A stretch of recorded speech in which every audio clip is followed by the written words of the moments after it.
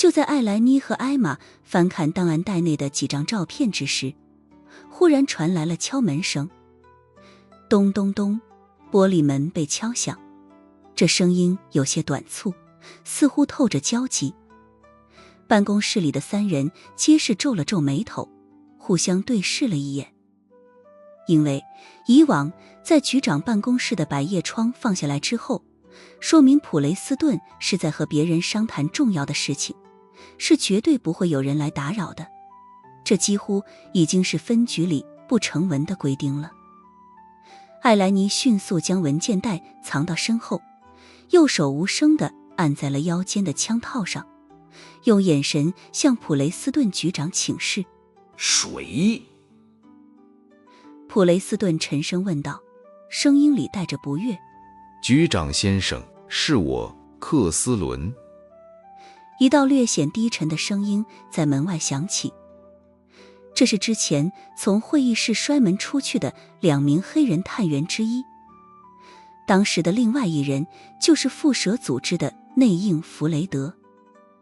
弗雷德被捕的消息在分局内部还处于高度保密的阶段，只有办公室里的这3人知晓。所以这敲门的克斯伦，其真实身份到底如何，一时间真的很难判断出来。进来。停顿了2秒，普雷斯顿局长才开口说道。随后一个身材高大的黑人探员推开了门，他一进来便开门见山地说道，局长，我听说艾莱妮和艾玛带回了重要证据。2位女探员的神情皆是瞬间紧绷了起来，眼睛里充满了怀疑之色，右手按在枪套上，处于了随时可以拔枪的状态。克斯伦看了看他们，声音里听不出任何的情绪。你们怎么不讲话？普雷斯顿沉声问道。他们俩带回了重要证据，你是听谁说的？重案组所有的探员都受了伤，躺在医院里，而只有艾莱妮和艾玛顺利归来。克斯伦说道。他们在进入这间办公室的时候，手里还拿着一个非 FBI 制式的文件夹，这还不够明显吗？局长先生别忘了，我也是经验丰富的资深探员。普雷斯顿面无表情地反问。所以呢？很简单。克斯伦稍稍停顿了一下，他又说道，重案组的探员全部受了伤，我认为这么重要的资料应该由分局现有的所有探员共同讨论，而不是私下汇报。他的话语中是满满的质疑，让办公室内的气氛瞬间再次紧绷到极点。直性子的艾玛直接说道，克斯伦，你当初摔门离开，我们便把你排除在了重案组的门外，而你现在又要重新参与此案，我们是不可能同意的。的确，有了那间弗雷德的前车之鉴，现在从表面上来看，克斯伦这嫌疑可太明显了。克斯伦的脸上又浮现出了怒容，说道，只是因为我是个黑人。是的，艾玛直截了当的回应。你们这是赤裸裸的歧视。克斯伦强压着怒意说道，我承认，我那天离开会议室的方式有些欠妥当，但我始终关注着此案的进展情况。普雷斯顿局长说道。克斯文，此事现在处于高度保密的阶段，很抱歉，你不能加入。其实这个克斯伦的资历很老，工作能力也很强，但是现在看来，他缺失了一项最重要的特质——信任。尤其是在米国社会的意识形态突然间朝着两极撕裂的时候。可是克斯伦还想坚持，然而紧接着局长办公室的玻璃门被推开，一道声音传进了所有人的耳朵里。没有可是。那声音淡淡，其中明显带着一股不容置疑的决断力。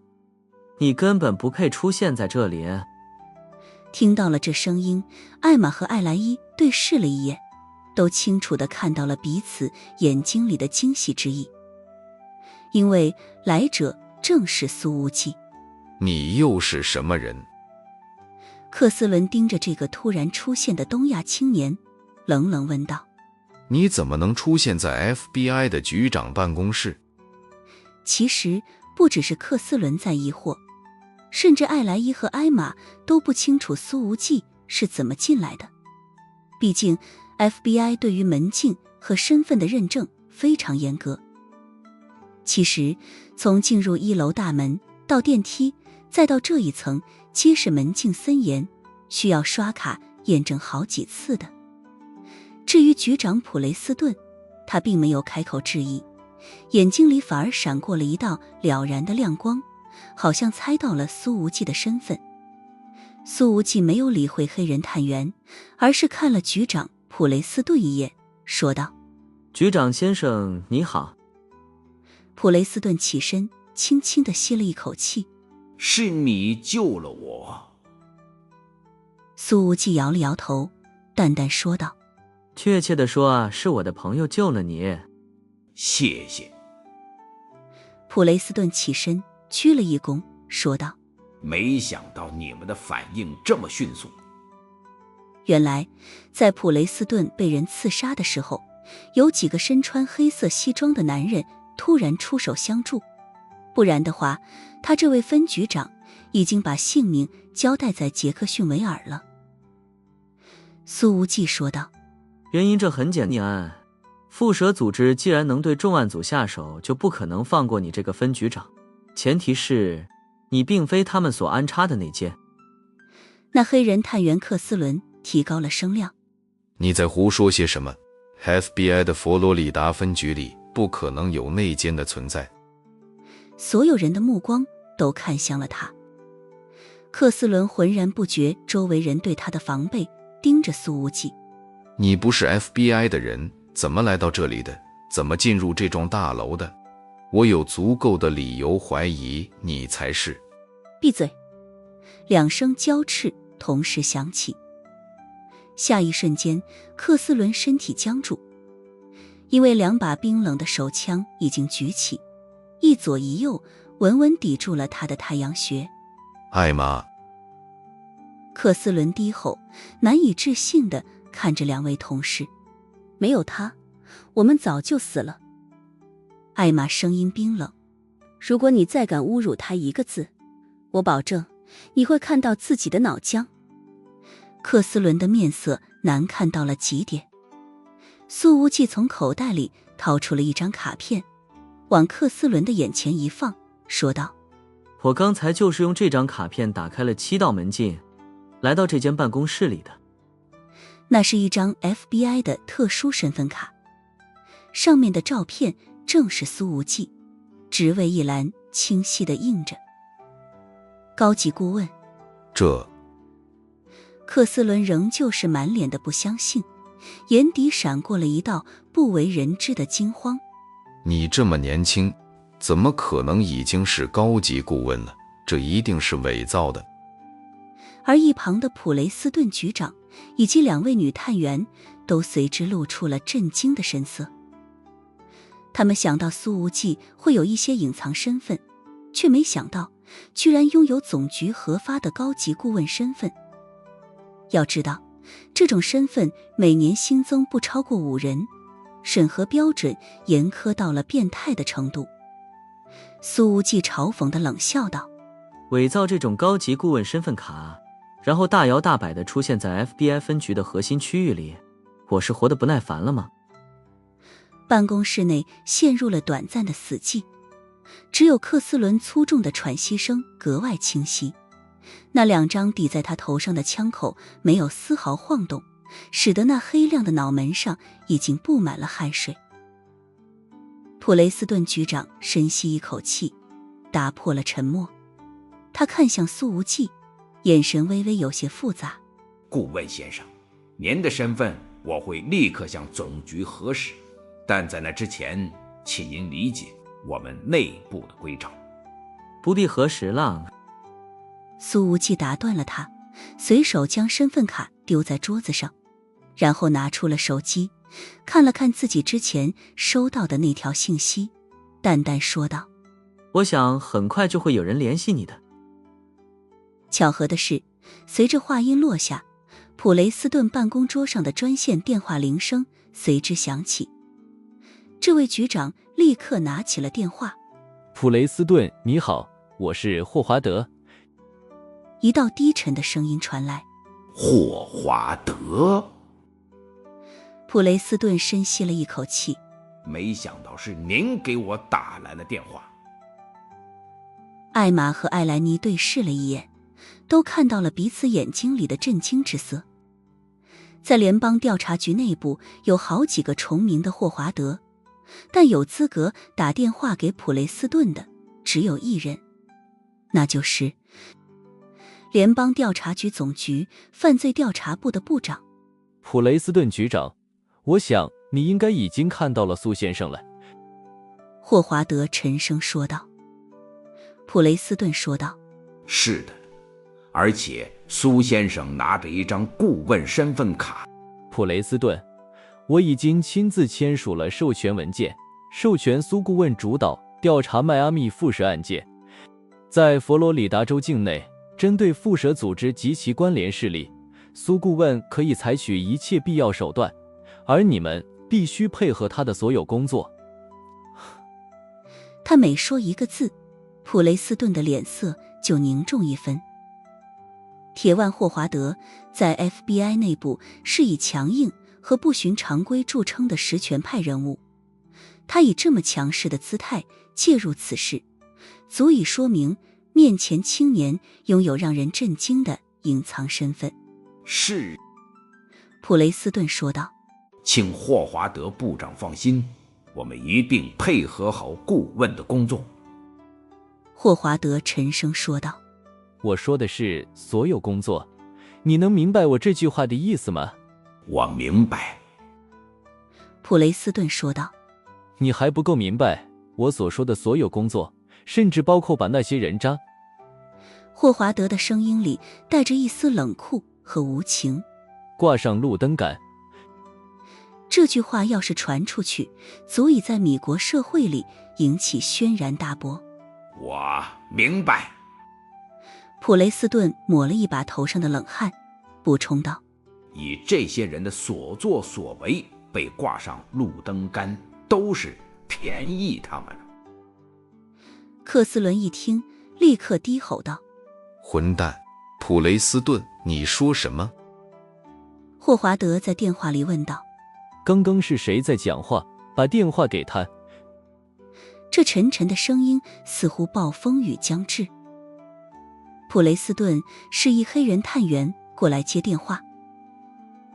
克斯伦立刻带着怒意走过来，刚要开口，便听到电话里传出了霍华德部长的声音：不管你是谁，从现在起 FBI 将解除与你的雇佣合约，并且将对你进行为期1年的隔离审查。直接开除，隔离审查。普雷斯顿局长在 FBI 工作了大半辈子，还是第一次听到总局长霍华德用如此强横、不留丝毫余地的语气下达指令，这背后代表的压力与决心让他心惊。克斯伦的身体明显颤抖了一下，随即像是被逼到绝境的野兽，咬着牙低吼：给我一个合理的理由，否则我一定起诉你。霍华德，你这是滥用职权。然而电话那头只传来冰冷的忙音。霍华德已经挂断了。普雷斯顿深深地看了一眼旁边气定神闲的苏无忌，随后对2位女探员下令：艾玛·艾莱尼，把克斯伦先生请去审讯室，和他好好谈一谈。2个女探员立刻上前，毫不客气地扭着克斯伦的胳膊，直接给他戴上了手铐。苏无忌的声音却从旁边响起：不用审了，直接挂上路灯杆子就行了。什么？克斯伦低吼道：你敢这么做？你这是在对一名捍卫正义的 FBI 探员滥用私刑。我保证你，他的话还没说完呢，脸上便结结实实地挨了一耳光。克斯伦只觉得耳边嗡鸣作响，眼前金星乱冒，一股浓烈的血腥味在口腔中弥漫开来。他扭头啐出了一口血水，里面还混着2颗断裂的牙齿。克斯伦，你觉得我有没有冤枉你？苏无忌冷冷说道。他的目光落在这个黑人探员的身上，平静的眼神里带着巨大的压迫感。我已经得到了消息，你与那间弗雷德同期进入 FBI， 你们2人关系极为密切，甚至共同在巴哈马注册了一家离岸的空壳公司，需要我继续念下去吗？克斯伦的瞳孔骤然收缩，脸上的愤怒瞬间被惊骇取代，冷汗瞬间浸湿了后背衣物。他与弗雷德的私下合作极其隐秘，这个年轻人怎么会知道？我不知道你在说什么。克斯伦强作镇定，但明显颤抖的声线还是出卖了他。苏无忌又看了看手机上刚刚收到的信息，脸上的光芒随之变冷了一些，再度开口之时已是寒气四溢。克斯伦，在你位于市郊的别墅地下室里，长期囚禁着2名没有合法米国身份的亚裔女性，就在3分钟前，她们已经被成功解救了。轰！这句话如同惊雷，在克斯伦脑海中炸响，他的黑脸瞬间失去了所有血色。苏无忌冷冷说道：这2人长期遭受你的凌辱和虐待，目前精神已经处于崩溃边缘，其中1人甚至出现了严重的应激性失忆。克斯伦探员，这就是你所谓的捍卫正义。他手机上收到的消息都是营月实时发来的。在未央接替雪人成为了指挥官之后，营月的作战模式发生了翻天覆地的变化，不再靠单个杀手的调查与单打独斗，而是情报先行，各部门协作，然后调集精锐力量，对重点目标进行精准打击，杀伤效率简直是在呈指数级提升。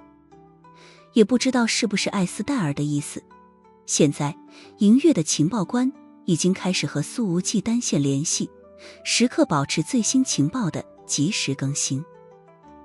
当然，他们并不会将具体的行动细节全部与苏无忌进行通气。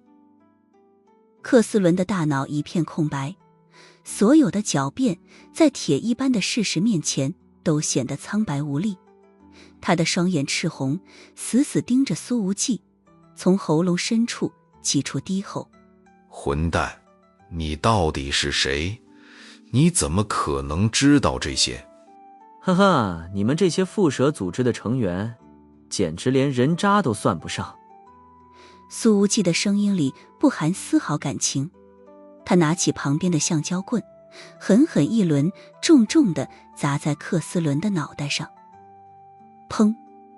一声令人牙酸的闷响，克斯伦应声倒地，额头瞬间皮开肉绽，鲜血汩汩涌出。畜生，你真该死！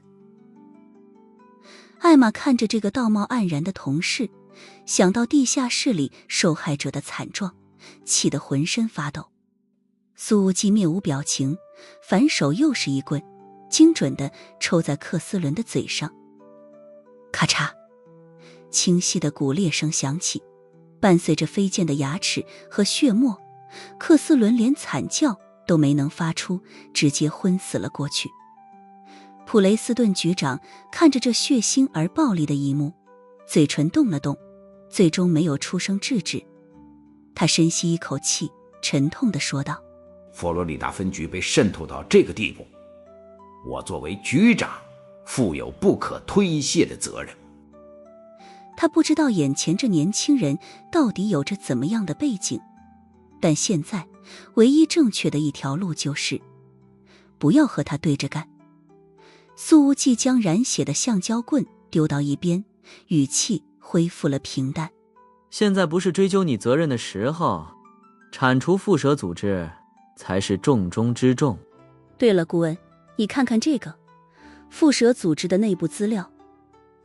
艾莱妮拿出了一个文件袋，从中抽出了几张照片，递给了苏无忌。目光扫过最上面的那张照片，苏无忌的眼神巨震。这这里怎么会有宋之瑜的照片？他又翻看了几张照片，后面的基本都是陌生人。然而当翻到最后一张的时候，苏无忌的眼波再度巨震。最后一张照片上，一个穿着白大褂，胸前挂着听诊器的姑娘正对着镜头，她拥有一双又长又媚的眼睛，整个人散发着一种浑然天成的魅意。竟然是许家嫣，这是她在医院官方网站上的个人照。谁能理解这种从人贩子组织的内部信息中看到熟人的冲击力？这份情报是哪里来的？苏无忌看向普雷斯顿，眼神锐利到了极点。是我通过在迈阿密蝮蛇组织内部发展的线人冒险拿到的。普雷斯顿局长说道。但线人也不确定，照片上的这几位女性究竟是已经被蝮蛇组织绑架的人，还是他们下一步计划抓捕的猎物。苏无忌的手指捏着照片边缘，指节因用力而微微发白，眉头死死皱着，目光里充满了前所未有的凝重。宋之瑜和许家嫣，他们一个在灵州上大学，一个在宁海当医生，怎么会同时被远在迈阿密的犯罪组织盯上？这绝非巧合。他忽然想起了武田雨一曾经交代过自己的那些话，敌人会对自己的身边人动手，仅仅是从灵州就能挑出好几个适合下手的对象。苏无忌并不确定这些照片是不是在针对自己，如果是，那么其他几个女人自己并不认识。如果不是针对自己的话，那么宋之瑜和许家嫣的照片为什么会出现在这儿？苏无忌看向普雷斯顿，沉声问道：你还知道什么？后者摇了摇头。目前只打听到了这些，我那个线人冒着暴露的风险才拿到这些东西，他现在必须低调隐藏。苏无忌打开相机，准备对那些照片拍个照。然而就在这个时候，他的神情骤然一凛，一股危险感骤然从心头冒了出来。他说道：危险啊！在说话的时候，苏无忌已经本能地扑了出去，把艾玛和艾莱妮全部扑倒在地。几乎是在他落地的一瞬间，一发子弹打碎了窗户，钻进了办公桌的显示器里。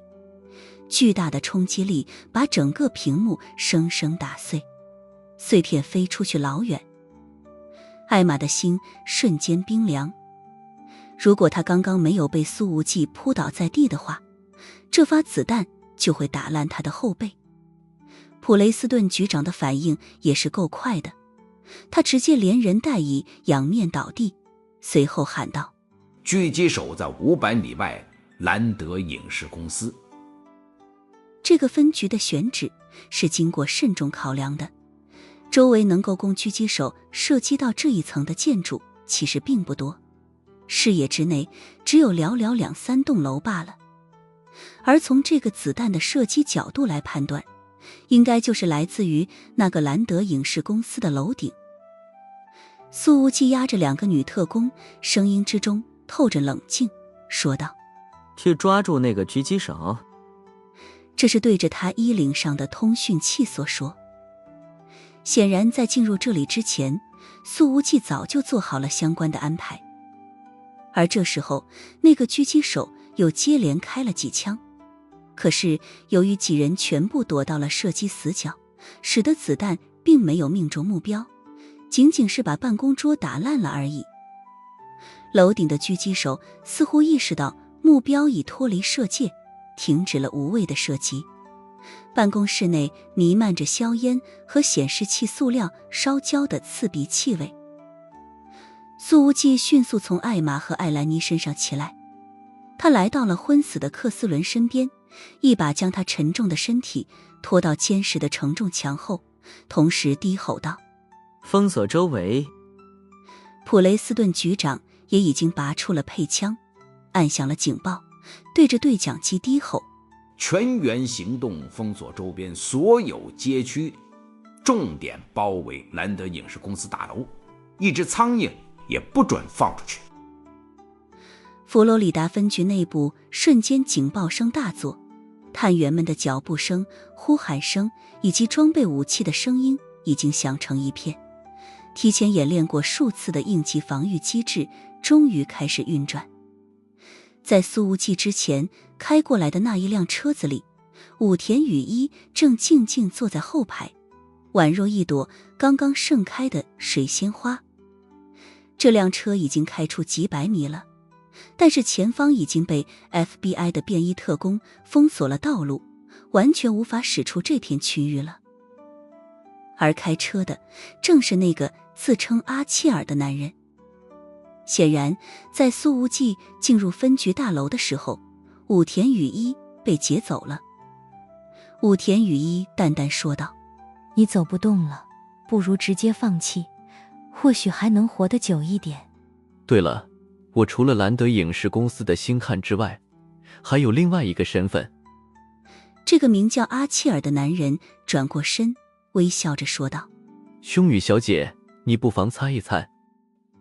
武田雨一直接开口说道：你是缄默亭在米国的负责人，身份高于无面者的刑罚队长。阿切尔的脸上流露出了意外之意。你连这都能猜得出来？武田雨一看着手机屏幕上收到的信息，眸光微凝，声音轻轻：我并没有猜出来，是他告诉我的。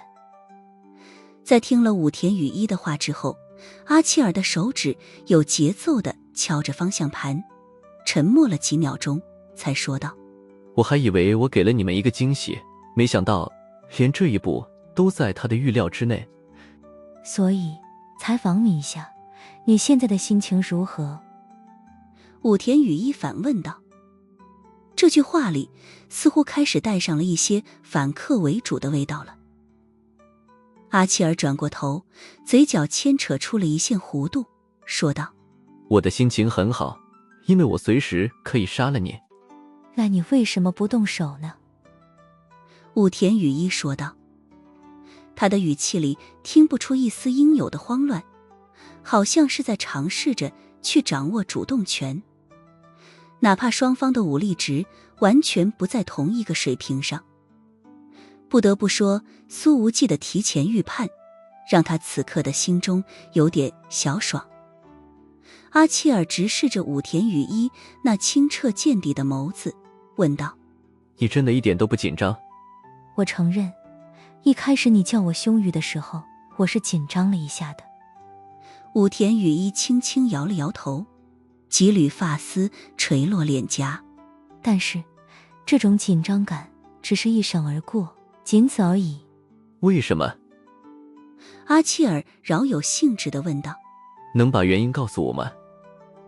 武田雨一的目光似乎穿透了车窗，望向未知的远处。因为他做事虽然不喜欢向我解释缘由，但每一步都计算深远。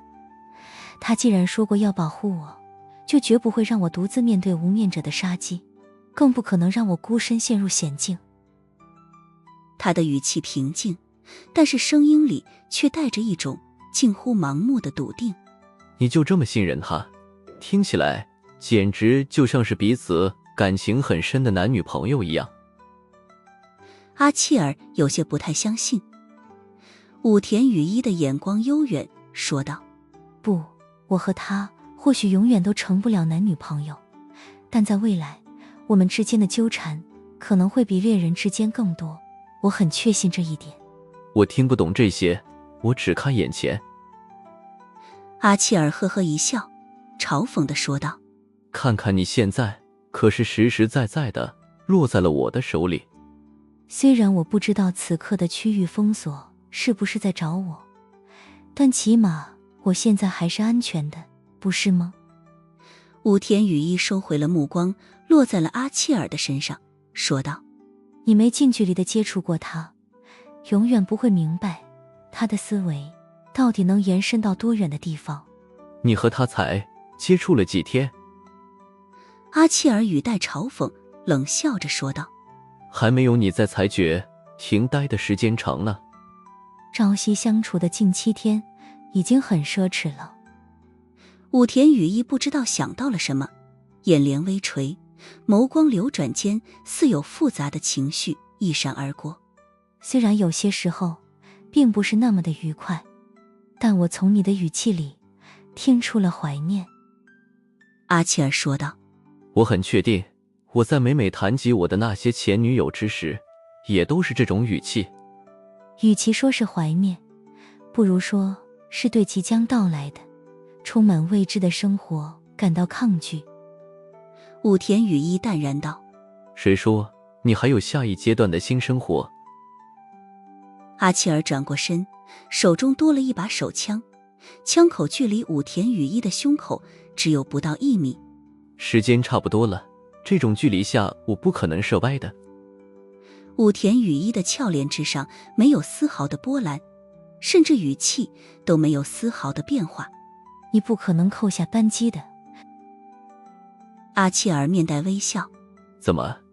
难道现在你依然觉得他会在这种时候从天而降的来救你？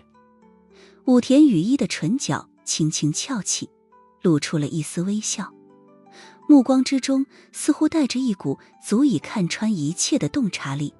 他说道：你不会杀我的，否则他就不可能把我单独留在车上了。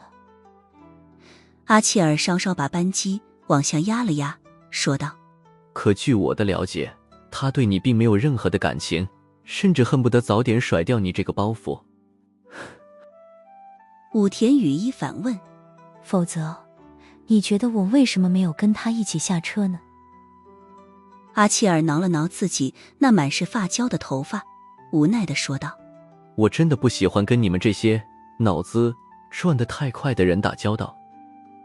武田雨衣的声音依旧清淡，说道：你虽然是缄默亭在米国这边的代表，但你不仅不会杀我，反而还会在无面者来到这里的时候保护我的安全。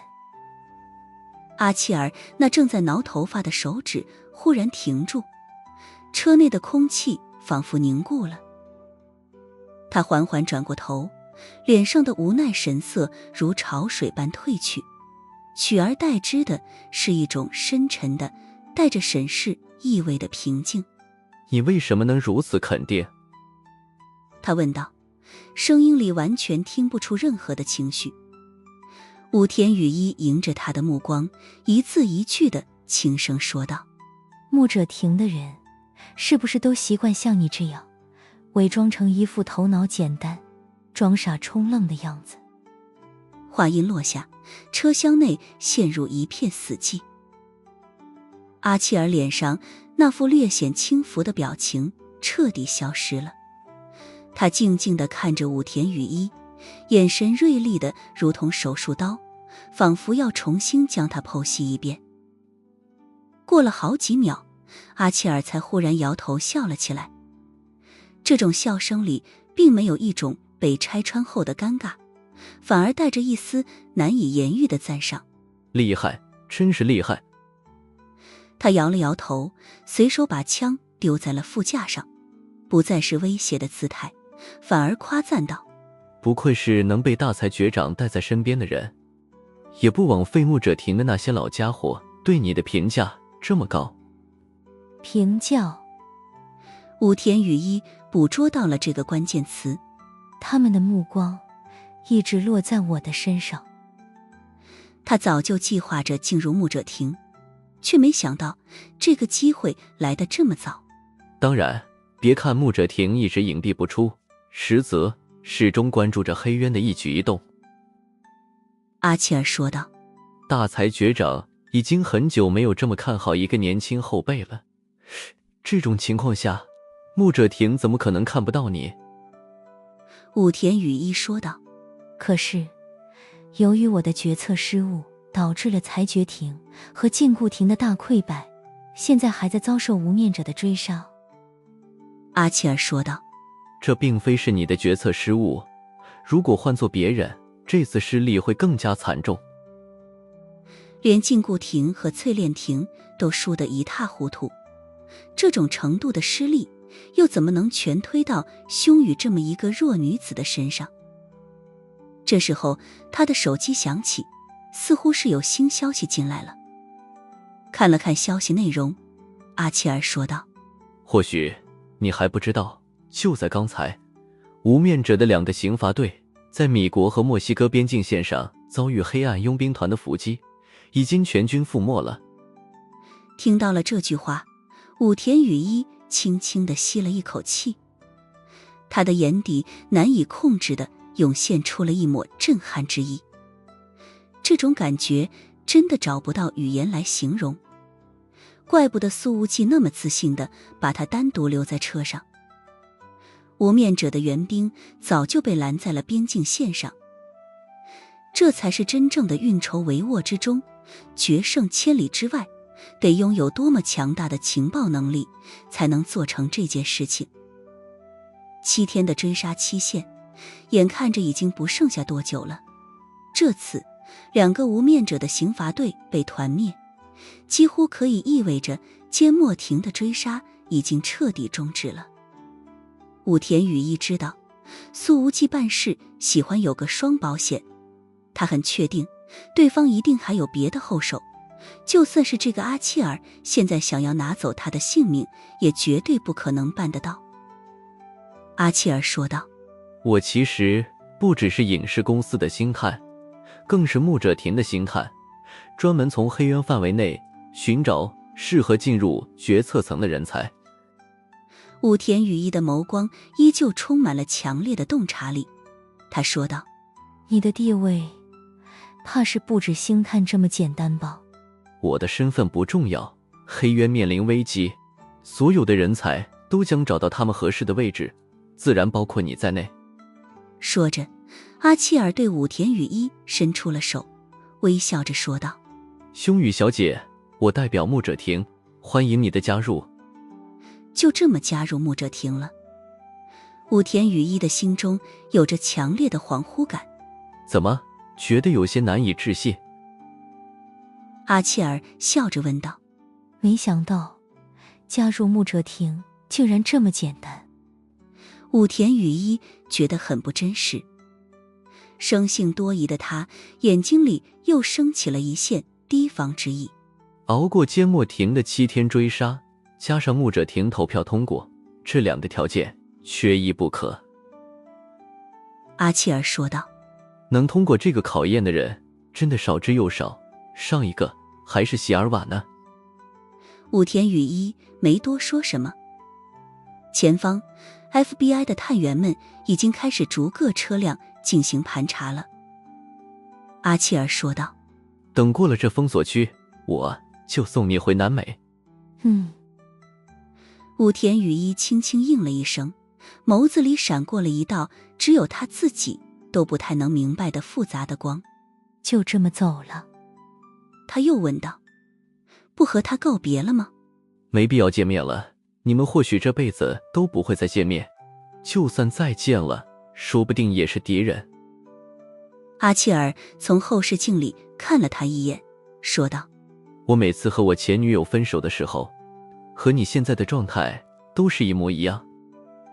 这家伙的前半句显然是看穿了武田雨衣的心事，后半句或许是在发挥着演技。2名探员走了过来，伸手拦住车子，示意降下车窗。阿契尔降下了4面车窗，又打开了电动后备箱。2名探员伸头看了看，目光又在武田雨衣的脸上停留了几秒钟，一句话没说，便挥手放行了。车窗关闭的一刹那，武田雨衣的眼睛里又闪过了一抹怅然之意。车子缓缓驶向前方，他也随之握紧了拳头。武田雨衣知道，或许从这一刻起，他不再只是被那个青年保护的对象，而是这场未知的国际象棋中一个必须自己走下去，终将成为后的棋子。只是当车子驶出了1公里之后，武田雨衣那带着些许怅惘的眸光忽然狠狠一颤，因为一个青年正在一群 FBI 探员的拱卫之下，站在道路中央，叼着一根没点燃的香烟，双手插在口袋里，目光穿透车厢前窗，落在了武田雨衣的脸上。7天的追杀时间看起来漫长又难熬，可是真到了结束的那一刻，武田雨衣又忽然觉得很短暂。本来在阿切尔开车的时候，他的脑海里已经开始不受控制地闪过了许多画面，陪他降落在斯洛伐克，去看望加列戈斯年迈的父母。他赤着后背，浑身紧绷地趴在床上，被他仔细清理着伤口，整个人缩在被子里，听他与杀手教官在浴室里那令人脸热心跳的聊天，以及苏无忌在面对自己时那总是不加掩饰、满是不耐烦的表情。虽然这些场面和甜蜜半点不沾边，甚至连和谐都远远称不上，但是一股难以名状的情绪依旧在武田雨衣的心中盘根错节。这个一贯精明冷静的东洋姑娘开始感觉到有些看不清自己了。谁说21天养成一个习惯？武田雨衣在心中轻轻说道。7天就足够了。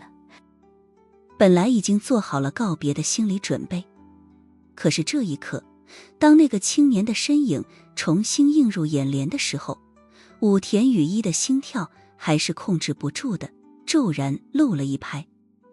一股无法语言来形容的复杂心情瞬间犹如洪流决堤，涌上了心头，溢满了胸腔。苏无忌就站在车子前方，他的脚底下还踩着一个人，正是那个被活捉了的狙击手。他对着武田雨衣所在的车子眨了一下眼睛，唇角牵扯出了一抹弧度。这一刻，武田雨衣再度觉得这个青年笑起来其实挺好看的，只是略有可惜的是，这些笑容几乎从来都和他没有任何的关系。苏无忌叼着烟走了过来，站在了驾驶座的旁边，敲了敲车窗，声音传进了车厢。我就是给你创造个见面的机会而已，怎么，时间还没到，你就要急着把人带走？武田雨衣抿紧了嘴唇，没有作声，连他自己都未察觉。在看到他的瞬间，他一直紧绷的面部线条已不由自主地柔和下来。阿切尔开门下了车，咧嘴一笑。闻名不如见面，把禁锢黑渊拖进深渊的男人，果然名不虚传。他这笑容里竟有种颇为热情的感觉，说话间竟然张开双臂，作势要给苏无忌一个拥抱。打住打住，别装得那么热情，我和你是敌人。苏无忌抬手制止，没好气地说道。我没布下埋伏直接弄死你，就已经是我大发慈悲了。的确，以苏无忌对黑渊的敌对立场来看，见一个杀一个才是应有的做法。阿契尔也不在意苏无忌对自己的排斥态度，他凑到了对方的耳边，轻声说道：你懂的，我要把兄宇送进牧者庭，这对他的未来大有好处，我也能因此拿到一笔可观的奖金。苏无忌，你怎么证明你是牧者庭的？阿契尔一愣，你之前不是都已经猜到我的身份了吗？苏无忌呵呵一笑，万一我猜错了呢？阿契尔一愣，作为一个男人，还能这么不要脸的吗？你特么的要是不知道我是谁，怎么可能把武田雨衣独自留在车上？这人扯起谎来都不带眨眼睛的吗？距离追杀结束还有好几个小时呢。苏无忌说道。我可不放心你这么把他带走。车厢里，武田雨衣的嘴角轻轻牵扯出了一丝弧度。阿契尔说道：无面者的2个刑罚队已经在米墨边境上被团灭了，这种情况下，缄默亭的追杀事实上已经终止了。苏无忌，你不也算是缄默亭的人吗？他没好气地抽出来一根香烟，叼在嘴上点燃，深深地吸了一口，才满脸郁闷地说道：你们既然这么难舍难分，不如你也跟我回牧者亭算了。我想那些老家伙肯定非常乐意见到你的到来，说不定未来的黑渊都是你的。话音未落，阿契尔便看到武田雨衣已经推门下了车，他的虚弱模样褪去了一些，此刻看起来竟是有些俏生生的感觉。狗男女！阿契尔低声吐槽，看似郁闷地走到了一边，也不知道是不是在发挥着演技。武田雨衣并未搭理他，而是直接看向了苏无忌，唇角轻轻扬起，说道：怎么不舍得我走了？这句话一出口，他自己都有些意外，这种主动完全不是他平日里的作风。苏无忌呵呵一笑：还有好几个小时，不把你的剩余价值榨干了，岂不是太浪费了？武田雨衣早就已经习惯了他从来不会好好说话的德性了，倒也毫不介意。要我帮你对付迈阿密蝮蛇组织吗？苏无忌抬手指了指被2名特工按在地上的狙击手，说道：我想接下来的审讯过程你可以作为旁听，给我提供一些意见。我所能提出的意见，说不定你早就想到了。武田雨衣说道：我的脑子不如你。苏无忌直截了当：看我没你变态。武田雨衣的脸都黑了几分。非要在这种时候骂人吗？正常人永远猜不到变态的思路，而迈阿密蝮蛇组织里都是变态。苏无忌说道：从这一点上来说，你真的能成为我的好帮手。砰！苏无忌的话还没说完，武田雨衣已经转身钻进了车内，重重地关上了后排车门。阿契尔在旁边抽着烟，目睹此景，微笑着说道：我算是看明白了，是凶宇单方面舍不得你。车窗隔绝了外面的声音，却隔不断武田雨衣烦躁的心绪。他靠在椅背上，闭上眼，试图平复被苏无忌3言2语就搅乱的呼吸。车外，苏无忌对阿契尔摆了摆手，懒得再纠缠。人我先带走，时限到了你再来接。他如果出事，我找你麻烦。语气平淡，却带着不容反驳的决断。阿契尔耸了耸肩，做了个请便的手势。苏无忌拉开后排车门，俯身看向里面的武田雨衣。还生气呢？需要我请你下来吗？要不我给你道个歉。武田雨衣睁开眼，对上他略含深意的眸子，那里面没有不耐，没有嘲讽，只有一片他看不太真切的平静，仿佛刚才那句近乎道歉的话并非出自他口。武田雨衣沉默着下车，跟在他身后，两人一前一后走向远处停着的联邦调查局车辆。夕阳将他们的影子拉得很长，短暂的交叠在一起，然后又分开。他们2人是情侣吗？年轻探员艾玛盯着苏无忌和武田雨衣的背影，问道。艾莱妮轻轻摇了摇头，说道：看起来不像，但是怪怪的。艾玛可没想那么多，她放下心来，不是情侣就行。佛罗里达分局的审讯室里，苏无忌看着那个被活捉的狙击手，把几个东亚姑娘的照片摆在他的面前，说道：“在迈阿密蝮蛇组织内部，这几张照片意味着什么？”我只是雇佣兵而已。这家伙说道：“你们伤了我吧？杀了你岂不是太便宜你了？”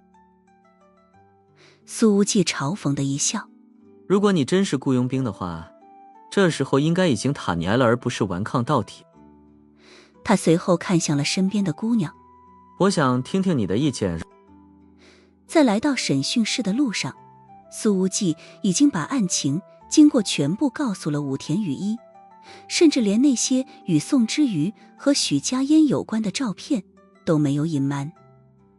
武田雨衣面无表情地说道：“我不太擅长审讯。”他现在有点不太看得明白，为什么苏无忌竟出这 FBI 分局跟回自己家一样，而且在这里从局长到探员都对他毕恭毕敬的，这种尊重可完全不是演出来的。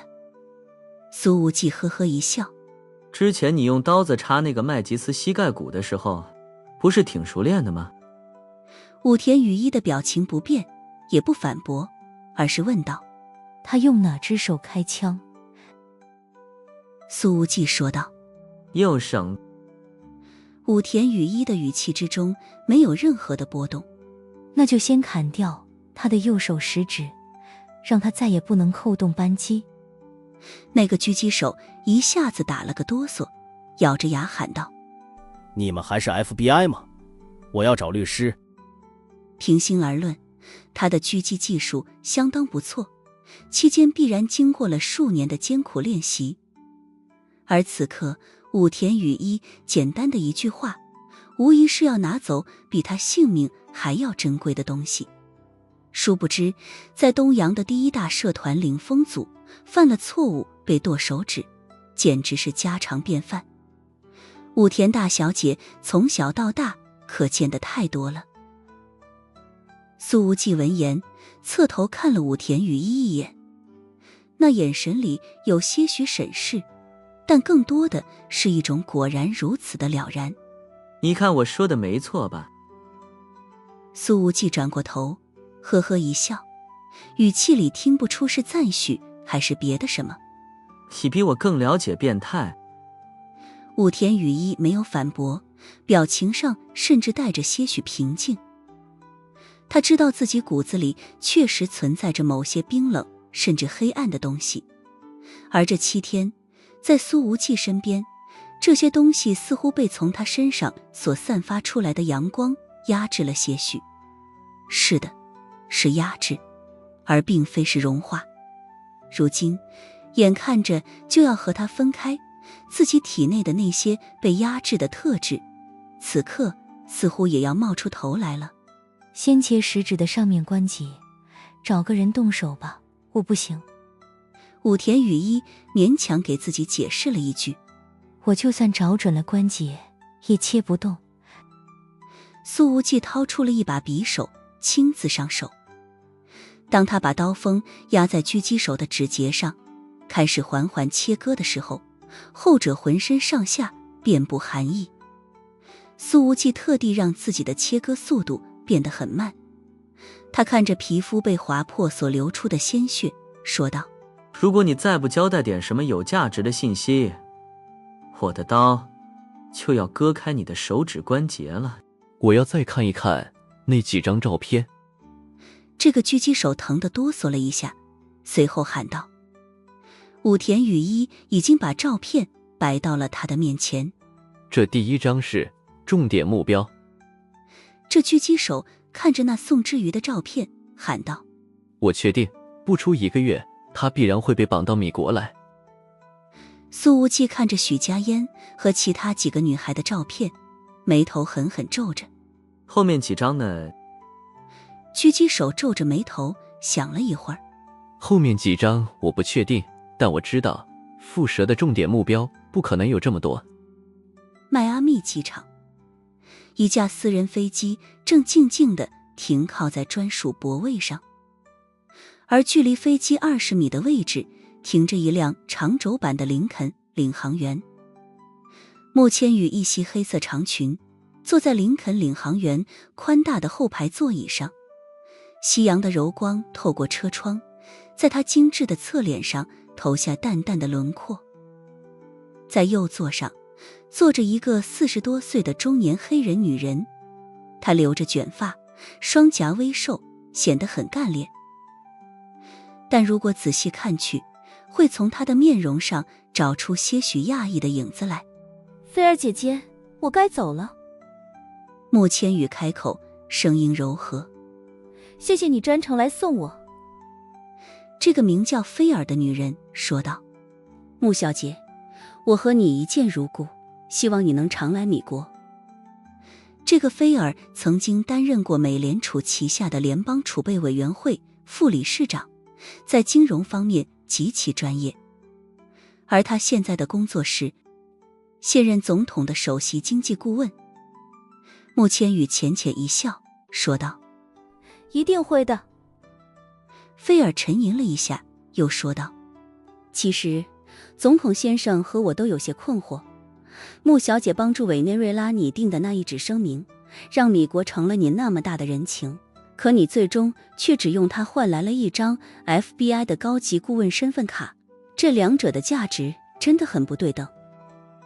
原来铁腕部长霍华德之所以给苏无忌签批高级顾问的授权文件，全都是因为一通来自于那座白色宫殿的电话。当时黑渊禁锢亭的铁矿监狱被毁掉，大部分的功劳都被算在了米国人的头上，现任总统因此在民调中的支持率飙升了好几个百分点。这种无形的政治资产简直是可遇不可求的，千金不换。穆千羽目光投向窗外繁忙的机场，轻声说道：那张身份卡片对我的一位朋友很重要，能确保他接下来的行动顺利无阻。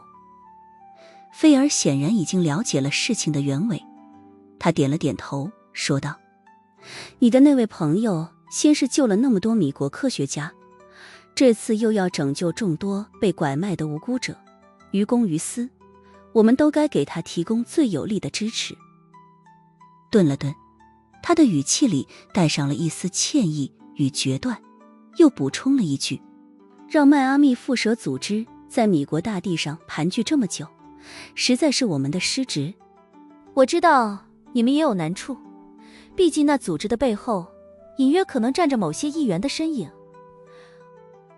穆千羽说道：无论如何，我都要谢谢菲尔姐姐的帮忙，也请代我向总统先生转达谢意。总统先生说，希望他和你能够早日见面。菲尔说道：抛开公事不谈，无论是总统还是我，都希望和穆小姐成为好朋友。穆千羽认真地点了点头，说道：一定会的。两人随后开门下车，菲尔亲自将穆千羽送到了舷梯旁边。菲尔说道：穆小姐，你还有其他的要求吗？因为总统始终觉得那张 FBI 的顾问身份卡远远不够偿还你的人情。如果真要说还有一个小要求的话。穆千羽望向城市某个特定的方向，眸光深远。希望我的朋友在这里一切顺利，最终平安归国。菲尔细细品味着这句话背后的范围与重量，旋即了然一笑。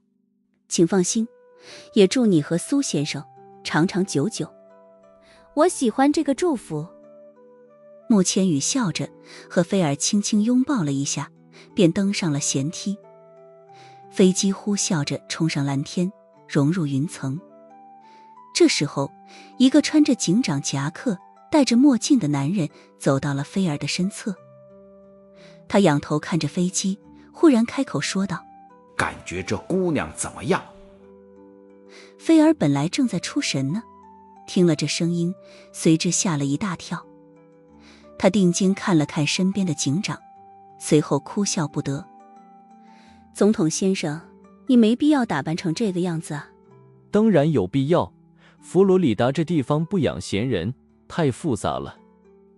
这位总统不仅没有摘下自己的墨镜，甚至又往脸上套了个口罩，随后问道：我知道你看人的眼光一贯精准，你对穆千羽的评价如何？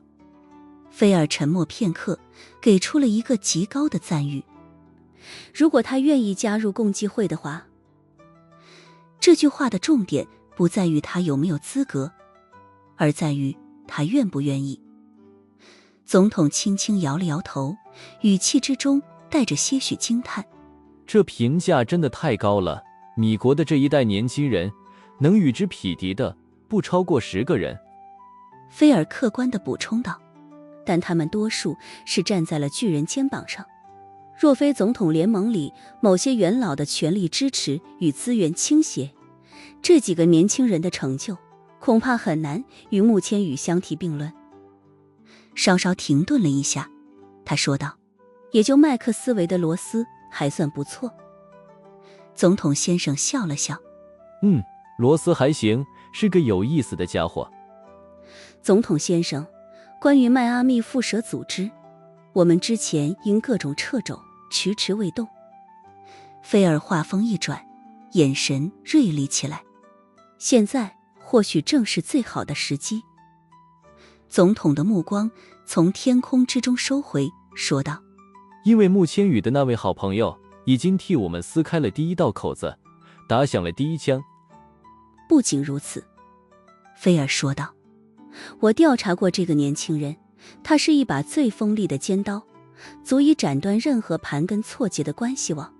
前一段时间，这把刀在拉美所向披靡，现在该让米国的那些硕鼠们好好感受一下这把刀的威力了。总统笑道，可惜他不是生在米国。菲尔看向他，眼神之中透着深邃。睿智的总统先生，在这种事情上，国与国之间的界限真的那么重要吗？被说中了心事，总统的笑容更加浓郁了些。菲尔，我真该举荐你成为国务卿的，现在这个位置实在是让你有些屈才了。1个小时之后，武田羽一和苏无忌基本完成了对于那个狙击手的审讯工作。后者已经提前联系了宋鹤鸣，把与宋之瑜有关的消息告诉了这个老登。后者的态度明显非常紧张，并且给了苏无忌一个很确定的信息：宋之瑜目前还是安全的。等那狙击手被带走，这一间审讯室里便只剩下了武田羽一和苏无忌2人了。我好像也没帮到太大的忙。武田羽一看了看时间，轻声说道，距离7日期限还剩不到2个小时了，我可以提前离开了。在被切手指的威胁之下，这个狙击手最后基本上吐口了。他所知道的关于附蛇组织在周围的3个人口藏匿据点都交代了。普雷斯顿带着分局所有的人马，在当地警力的配合下，兵分几路突袭这些据点。其中一处居然就是在兰德影视公司的地下室。有几个漂亮姑娘前来应聘，随后便被那位有着附蛇组织身份的主管带到了这里，从此失去了人身自由。普雷斯顿的效率很高，这家影视公司的所有管理人员已经全部被控制起来了。所以这样看来，武田羽一刚刚那句话明显是有些谦虚了。整个审讯过程基本上是他在引导着问话，效率和精准度皆是极高。苏无忌本来正在沉思，他听到武田羽一这么说，于是轻声道，如果宋之瑜是重点目标的话，那么除了许家嫣之外，剩余的几个女孩子又是怎么回事？随后他站到了武田羽一的跟前，双手抓住了他的肩膀，直视着他的眼睛。请你帮我想一想，谢谢。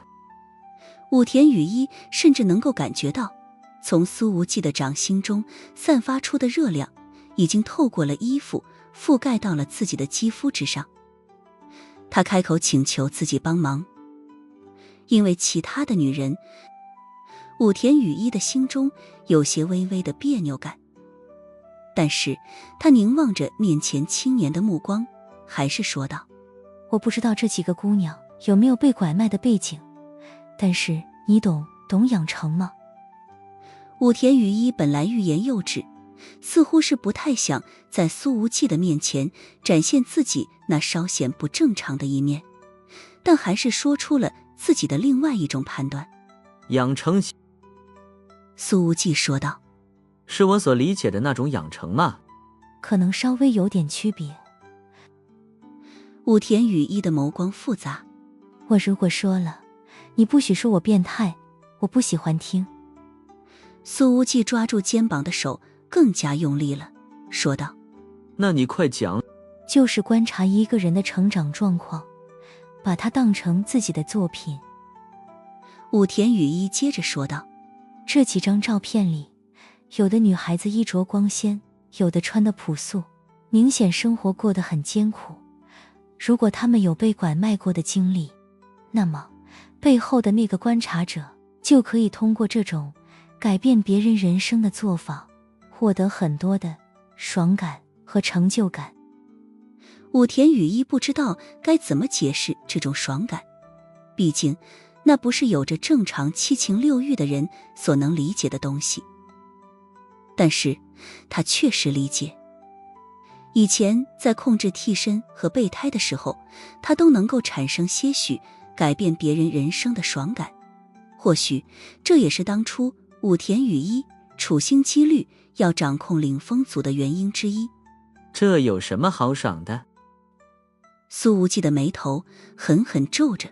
果然，看到对方的这个反应，武田雨衣的心中涌起了一股无力的叹息。看来他是个正常人，自己不是。哎，变态就变态吧。他在心中轻轻说道。然而武田雨衣紧接着便看到苏无忌想到了什么，眼光好像都亮起来了。因为许家嫣真的被分解拐卖过。苏无忌很激动地说道：谢谢你，你所说的也许就是真相。说着，他紧紧抱住了武田雨衣。